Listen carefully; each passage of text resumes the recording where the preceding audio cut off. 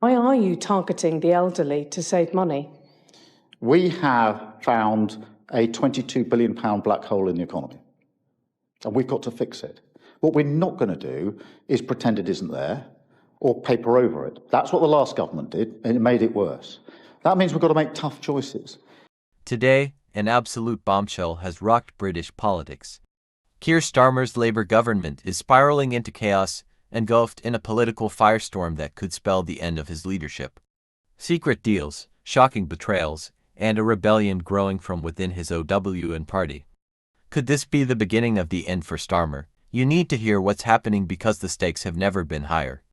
Stay with us as we uncover the explosive details, because what you're about to hear will leave you speechless. That we're going to do things differently. We're going to tell the truth, even when they are hard truths.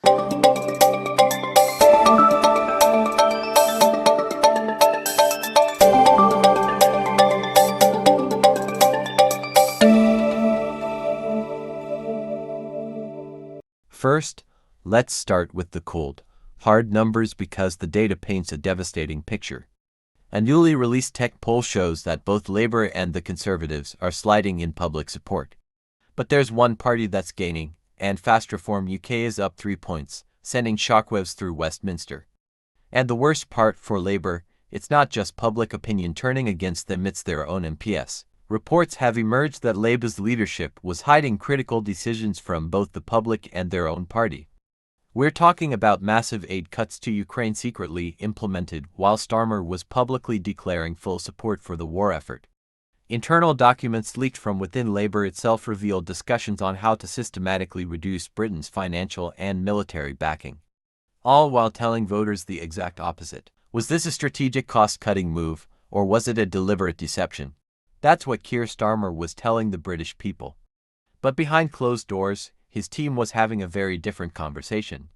Internal emails, leaked by a high-ranking source within Labour, expose a plan to scale back Britain's support for Ukraine while avoiding political fallout.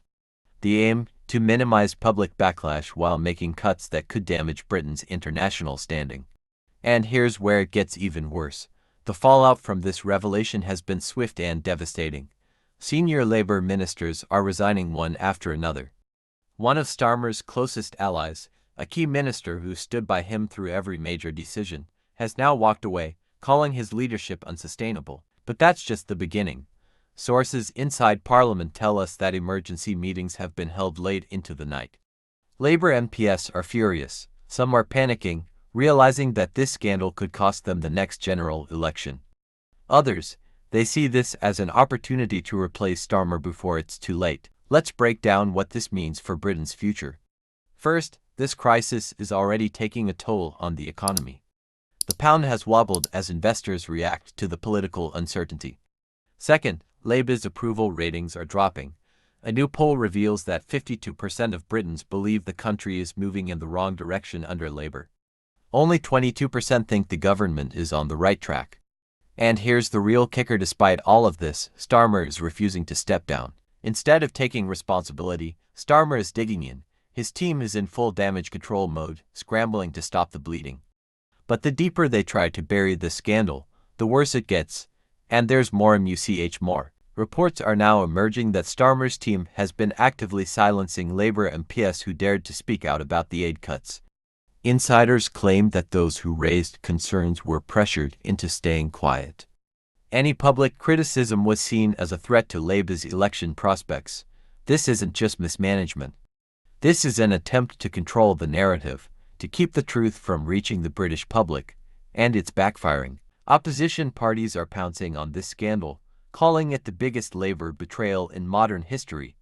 Even Labour supporters are struggling to defend Starmer, and just when it seemed like things couldn't get any worse. A new revelation is sending shockwaves through Westminster.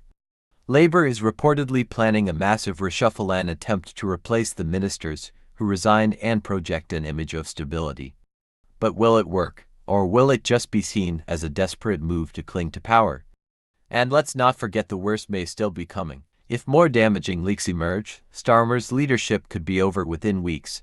Labour MPs are secretly discussing leadership challenges. If enough of them turn against him, we could see a dramatic leadership coup that would shake British politics to its core. The question now is, how much longer can he hold on? Will Labour allow Starmer to drag them down, or will they act before it's too late? This story is developing fast, and we'll be bringing you every critical update. So make sure you're subscribed to the channel, turn on notifications, and stay tuned. What do you think? Should Starmer step down? Is Labour finished? Drop your thoughts in the comments. We're reading every single one. I can announce this government will begin the biggest sustained increase in defence spending since the end of the Cold War. Yeah. We will deliver our commitment to spend 2.5% of GDP on defence, but we will bring it forward so that we reach that level in 2027.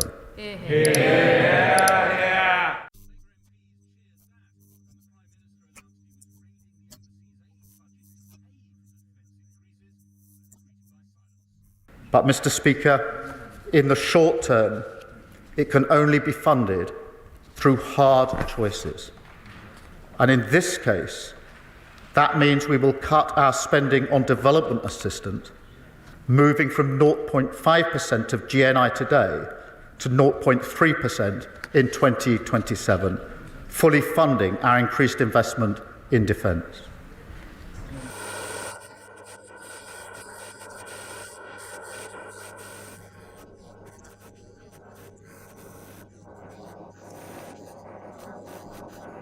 That is not an announcement I am happy to make. We will do everything we can to return to a world where that is not the case and rebuild a capability on development.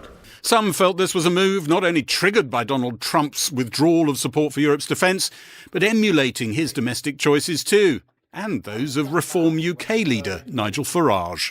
In July, Reform UK fought the election on a policy to increase defence spending to 2.5% of GDP by 2027 and 3% of GDP after 2030, funded by a £6 billion saving in the aid budget. Are you Nigel Farage in disguise? Nigel Farage didn't even turn up to the debate in Parliament today. Nigel Farage is fawning over Putin. That's not patriotism. That is not what working people need. What I've done is take the duty of Prime Minister seriously. We've all known that this decision has been coming for 3 years, since the beginning. I can announce this government will begin the biggest sustained increase in defence spending since the end of the Cold War. Yeah. We will deliver our commitment to spend 2.5% of GDP on defence, but we will bring it forward so that we reach that level in 2027. Yeah. But, Mr. Speaker, in the short term, it can only be funded through hard choices.